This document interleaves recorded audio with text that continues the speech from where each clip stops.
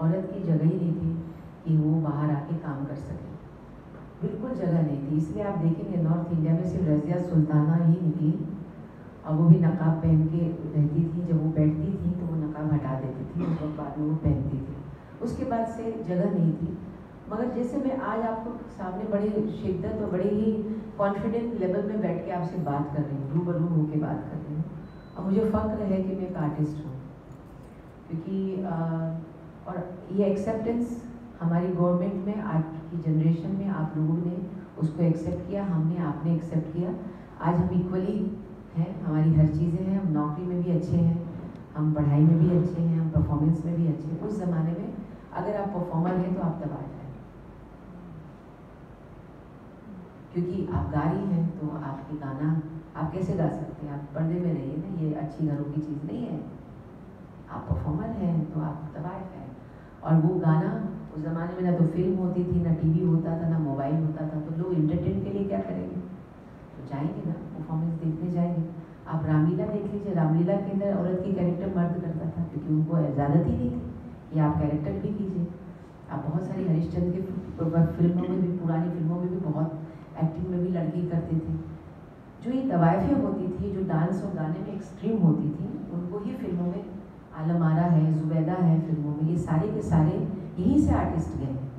क्योंकि उस ज़माने में लड़कियां होती नहीं थी जो एक्ट करेंगी, क्योंकि अच्छे घर की लड़कियां कहाँ थी। देविका रानी एक अलग से आया है, जो बहुत पढ़ी लिखी थी, जिनकी अपनी फिल्म प्रोडक्शन हुई और उन्होंने फिल्म बनाई। Devika Rani is the one जिन्होंने काम किया। उसके अलावा जो डांसर आप जितने भी देख लीजिए, एक्ट्रेसेस, जतन बाई हैं, आपके नसीम बानो जिनके हवेली हमारे पास ही, हज़ारों लोग, मेहरुनिसा हैं, बतेरी हैं डांसर्स जो उस ज़माने में फिल्मों में आए।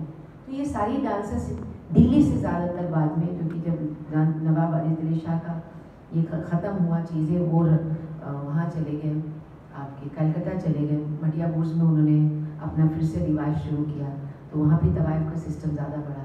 उसके बाद से गदर के बाद चीज़ें बदलती चली गई।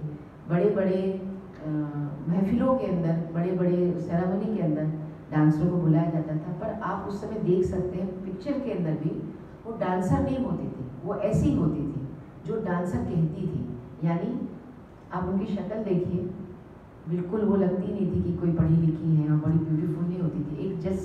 एक एवरेज होता था कि तवायफ है, तवायफ के नीचे पहले गाने का होता था, जो गाने में स्किल होती थी, फिर डांसर और तवायफ जो गाना गाती थी और डांस भी करती थी थोड़ा बहुत। उसके बाद एक दूसरी कैटेगरी आई डांसर की। उसके बाद फिर तीसरी कैटेगरी आई जो डांसर भी नहीं होते थे, पे घूमते रहते थे, जैसे कि हमारी हम क्या कहते हैं उसको, जिप्सीज होती हैं हमारी, और छोटी छोटी सी चलने वाली, इस तरह से राजस्थानी लड़कियां ज़्यादातर डांसर्स होती थी, राजस्थान के जिप्सीज, उन्होंने अख्तियार कर लिया, उनके ग्रुप होता था, वो डांस करती थी। यहाँ पे बहुत सारे महफिलों में होने लगा नाच वगैरह भी। तो डांसर जो तवायफ होती थी, उनके पास इतना पैसा होता था, they were the superior tax payer of country, उनसे ज़्यादा टैक्स कोई देता ही नहीं था। और भी और शहजादी कहते थे बादशाह की लड़की को, उनका भी नंबर सेकंड था, इनको कहते थे रईस जादी। दे आर द रईस जादी एंड देन शहजादी। तो दे आर द, इतने अरबों रुपया, करोड़ों रुपया देते थे, और ब्रिटिश उनको बहुत ज़्यादा टैक्स लेते थे। ब्रिटिश ने क्या किया, जो सत्यानाश हुआ वो ये था कि उन्हें सारी तवायफों को, जिनके अलग अलग कैटेगरी होती थी, हायर लोअर, उसके बाद उन सबको एक ही कैटेगरी में डाल के उन्होंने एक ही कोटिजन्स कर दिया तवायफ, और सबको बोल दिया सब एक है। वो आज हम तक हमारी कल्चर झेल रही है एक्चुअली। ये एक चीज़ रही है तवायफों के पतन के लिए। तो ये सारी चीज़ें रही, और 30 साल तक ब्रिटिश ने डांस को बंद कर दिया, म्यूज़िक को बंद कर दिया। सालाना जलसों में डांस नहीं होता था, वजह कुछ भी हो, इससे डांस बहुत कम हो गया।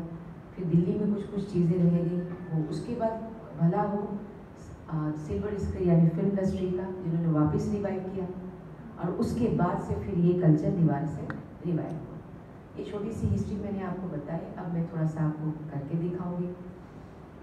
सबसे पहली बात, जो मुजरा होता था, मुजरा होता का